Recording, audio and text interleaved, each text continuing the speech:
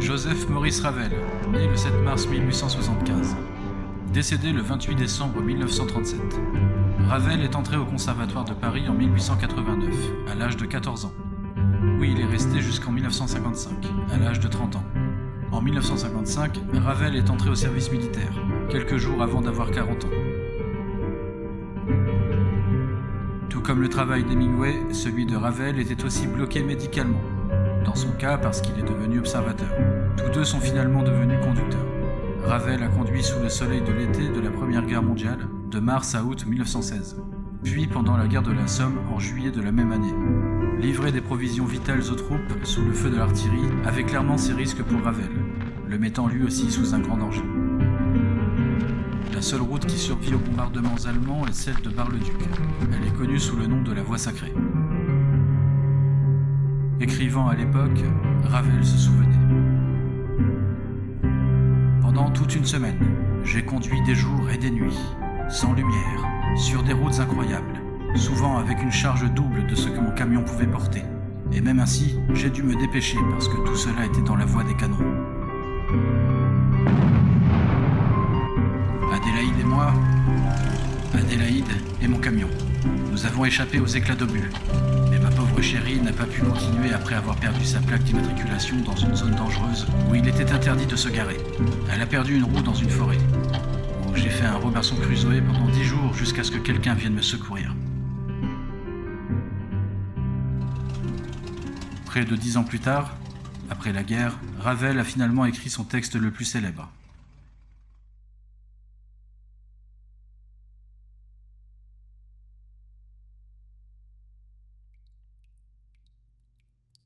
Ça ne s'est pas passé comme ça. Mais ça aurait pu. Du moins dans l'esprit de Maurice. L'imagination, surtout en temps de guerre, est une bénédiction merveilleuse, un peu confuse. Créé le 22 novembre 1928, le boléro a été enregistré pour la première fois le 8 janvier 1930 et pour la seconde fois le lendemain même. Lorsque Ravel aurait dirigé l'association de concerts d'orchestre Lamoureux, fondée à Paris par Charles Lamoureux en 1881. Lors de la représentation, selon un témoignage, on a entendu une femme crier « Au fou! Au fou !»« The madman! The madman !» Quant à ce que Ravel a répondu, « Cette dame, elle a compris. » Et maintenant, Maurice Ravel. Boléro. La guerre va trop vite, elle est intrinsèquement douloureuse. De longues périodes d'un ennui atrocement douloureux, encadrées par nos peurs les plus basiques, et l'anticipation. Si les tranchées étaient un grand bouclier contre l'horizontale, elles ne l'étaient pas contre les verticales, et donc elles étaient aussi un piège. Avant que l'on puisse se préparer, une guerre frappe, laissant les morts, camarades, amis, tombant à côté de vous, sur vous, se répandant tout autour de vous. La guerre reste avec vous pour toujours, composée de vraies horreurs, mais aussi de vraies merveilles, comme la bravoure, le courage, l'amitié, la fraternité et la survie. Et si vous avez de la chance, la mort vous manquera parmi les multitudes de balles, de maladies et d'explosions qui vous entourent. Comme pour la guerre, nous ne nous défilerons pas. Bienvenue, ces prochaines minutes à la Grande Guerre, The Great War, de structures magnifiques à des villes de poussière.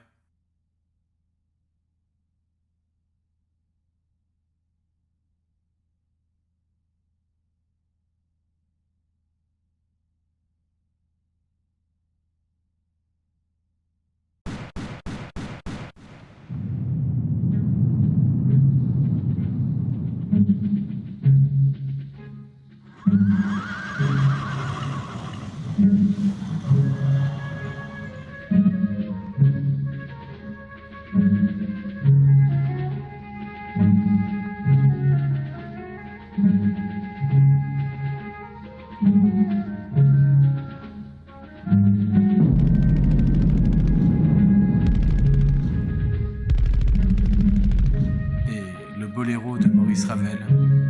Ravel a écrit à un ami « Je suis une personne pacifique. Je n'ai jamais été courageux. Mais voilà, je suis avide d'aventures. Elles exercent une telle fascination qu'elles deviennent une nécessité. »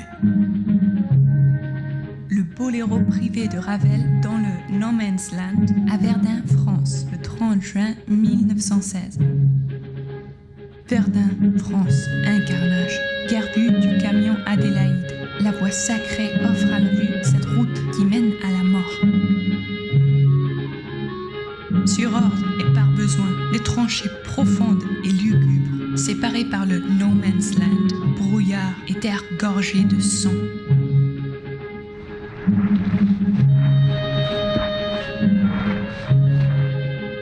Vaste dévastation, puanteur des corps putréfiés, goutte à goutte dans les flaques pourpres qui en silence s'obscurcissent.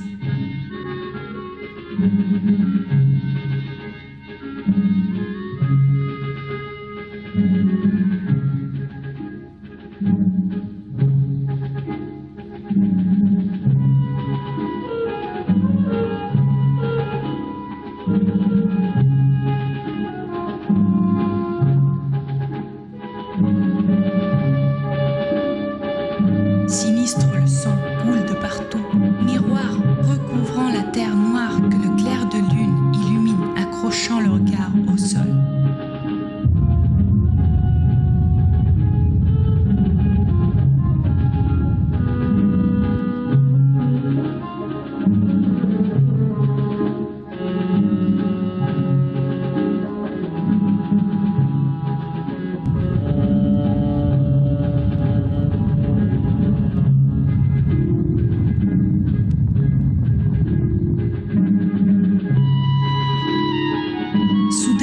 Surgit l'ami d'Adélaïde, seul au milieu de ce No Man's Land, jouant tout bas un air de flûte qui monte timide.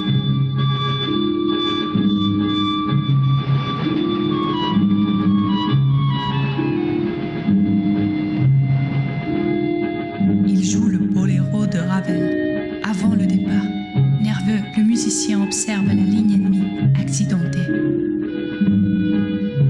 Le théâtre des combats aériens de Verdun est facilement considéré comme la première véritable bataille aérienne de l'histoire, avec deux flottes opposées d'avions de combat luttant pour la supériorité aérienne. En 1916, les Allemands ont abandonné les Zeppelins, après 23 raids qui ont largué 125 tonnes de bombes, tuant seulement 293 personnes et en blessant seulement 691. La guerre mécanisée n'était tout simplement pas efficace. Pourtant, pour la première fois, le concept de supériorité aérienne a été sérieusement considéré et appliqué par deux forces armées opposées, alors que l'humanité a mûri dans la guerre moderne.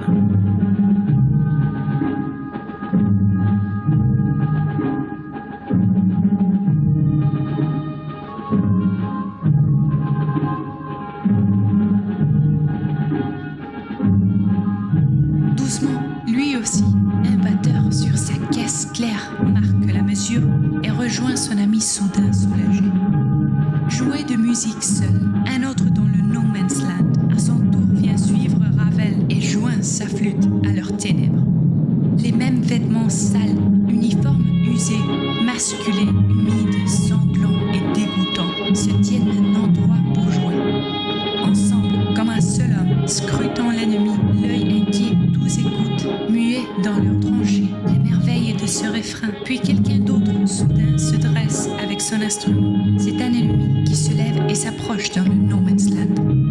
Voilà qu'il les rejoint pour jouer de la musique en scène, du rythme et de la mélodie née, un sentiment fraternel. Puis au fur et à mesure, plusieurs viennent railler la chanson et en déchirant le silence se dressent pour se mettre à jouer. Souffle des morts trahis, levez-vous des cordes alignées, réveillez-vous et mêlez-vous à l'orchestre des hommes heureux.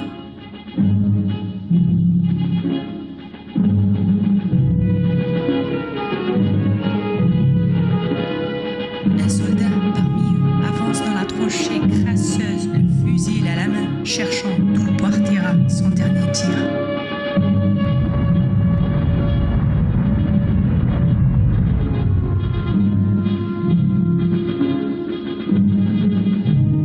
Un Allemand s'est levé et debout, il franchit le Berne, sortant de son horrible abri tandis que l'ennemi le braque.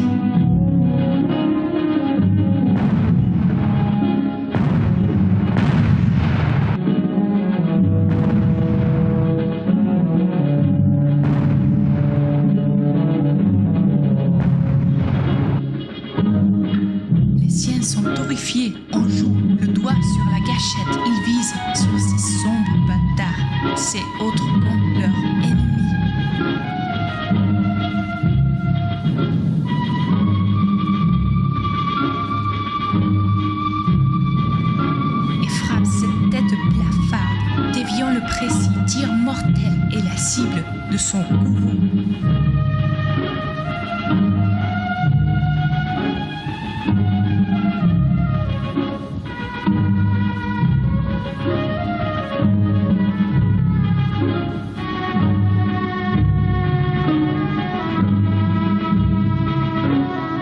Satané, tir manqué, le soldat crie sur l'officier, sur cet homme aux yeux si profonds et noirs qui luisent intensément.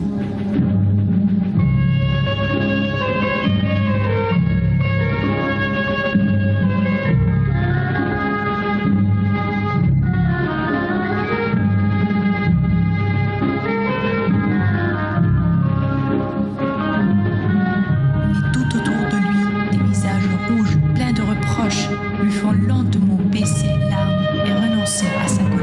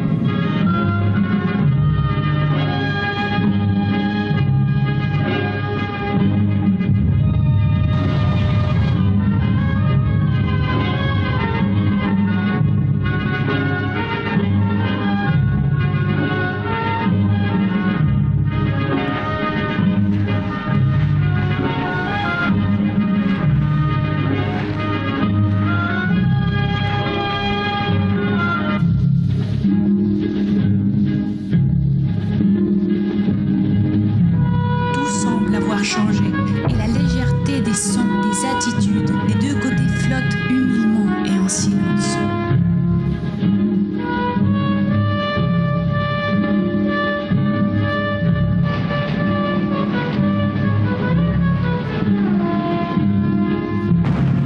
Guéri par la musique, pour continuer, tenir encore, se sentir vivre comme un accord avec l'autre, ce frère, cet ami.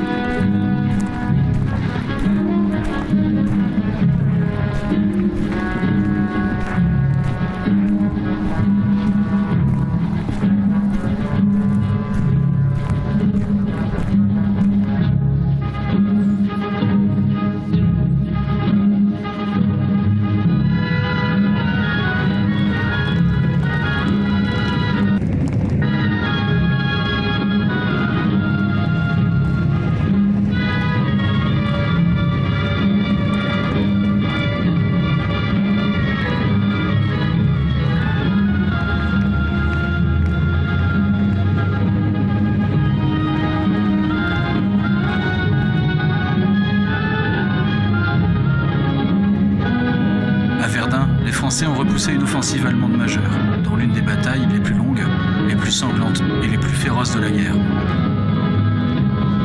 140 jours d'enfer, plus de 600 000 hommes tués ou blessés, plus de 40 millions de buts déchargés par les forces adverses.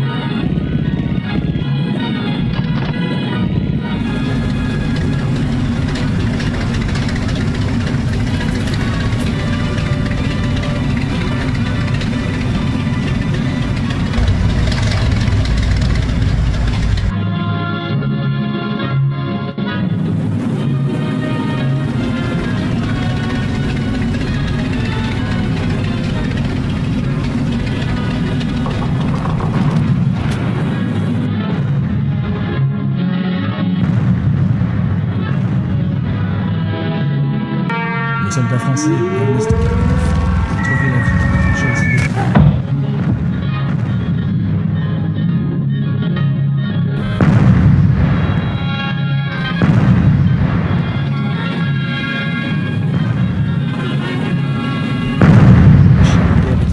Pour des services spéciaux, notamment comme certains travaux, vous avez même leur propre plancher, une source française où deux munitions étaient employées.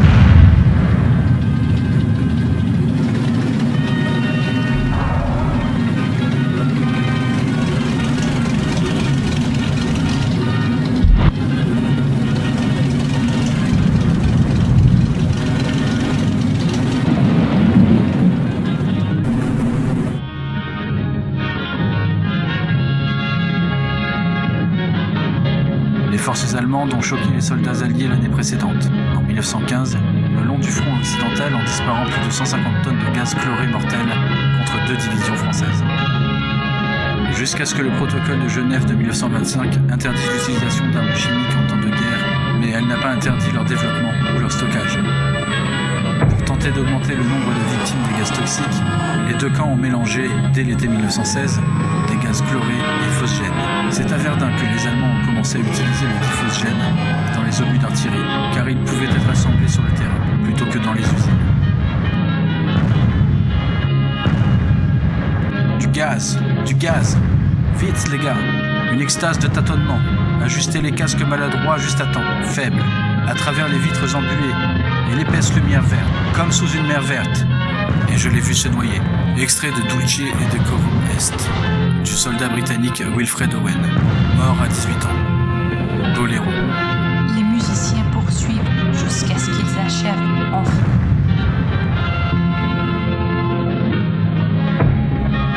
Avec un écho crescendo.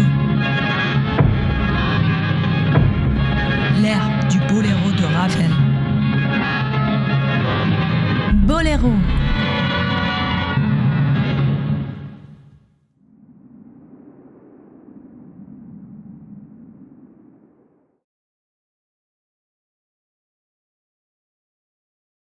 C'est fini, et pourtant tout s'arrête, comme suspendu aux sentiments anciens, nouveaux qu'ils sentent en eux. L'humanité. Blessure à vif, en route, chacun retourne à ses affaires, cuisiner, chier, boire et mourir, en craignant leurs propres ténèbres. Mais, confiants désormais en la camaraderie surgit, tous sont, à cet instant précis, devenus des êtres humains.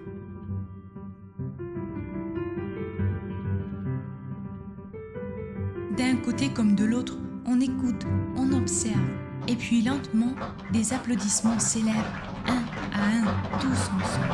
Peu à peu, cela forme un grondement enveloppant, nouveau crescendo, bien plus fort, plus tendre que celui de Ravel.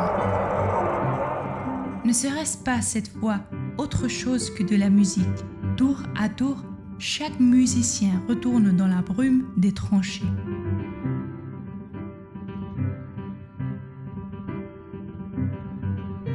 Se fond dans les ténèbres, faisant revenir le silence, hormis l'un d'eux, le tout premier, qui joua non pour lui, mais pour tous. Et en s'apercevant, il se sent seul, n'aurait pas dû prendre tant de plaisir à ça, à ce doux rêve, pas autant.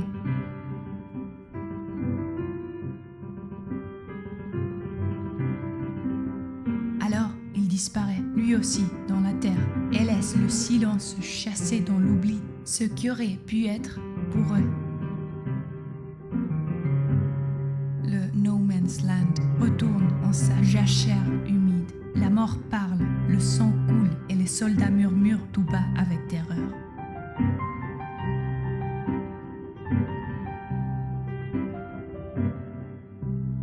À suivre, à espérer qu'une fois de plus, l'humanité se termine comme avec Ravel à Verdun, France, en 1916.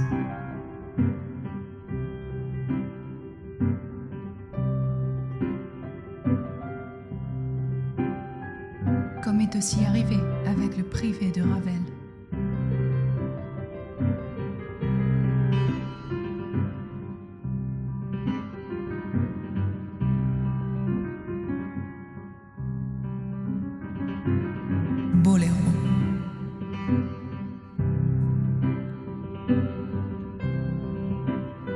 multiples problèmes de santé ont affligé Ravel pendant les 27 mois de son service militaire dans la Grande Guerre.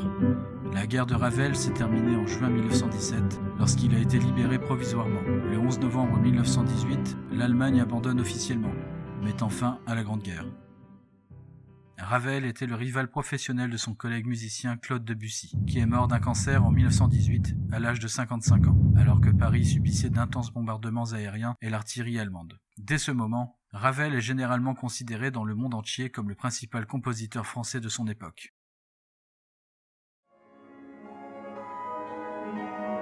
Enfin capable de finir sa suite de piano, qui avait été interrompue par la guerre, Ravel feignit le tombeau de Couperin.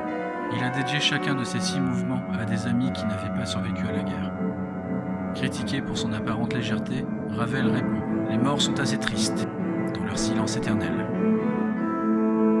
Y compris son mouvement final, une toccata, celle qu'on écoute. Dédiée à Joseph de Marliave, mort en 1914, mari défunt de Marguerite Long, collaboratrice de longue date de Debussy, qui créa l'œuvre à la salle Gaveau, à Paris, le 11 avril 1919. Dans ces dernières années, Ravel a été marqué par une incapacité à penser clairement et à écrire de la musique. Après avoir été comateux pendant 11 jours, il a finalement succombé à ses maux aux premières heures du mardi 28 décembre 1937. Enterré au cimetière Levallois-Perret, dans la banlieue parisienne, l'enterrement de Ravel a été suivi par d'autres grands compositeurs de musique comme Igor Stravinsky, qui a un jour comparé Ravel à « le plus parfait des horlogers suisses ». Ravel a été l'un des premiers compositeurs à reconnaître le potentiel des enregistrements pour faire connaître leur musique à un large public. C'est pourquoi, en partie, ses propres enregistrements ont survécu pour être inclus dans notre bande sonore ici.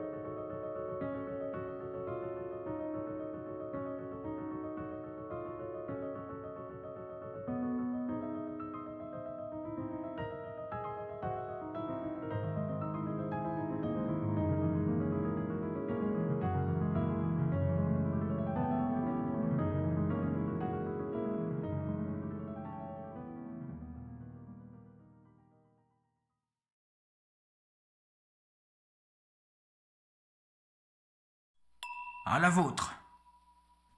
À la vôtre. Chin chin. Chin chin.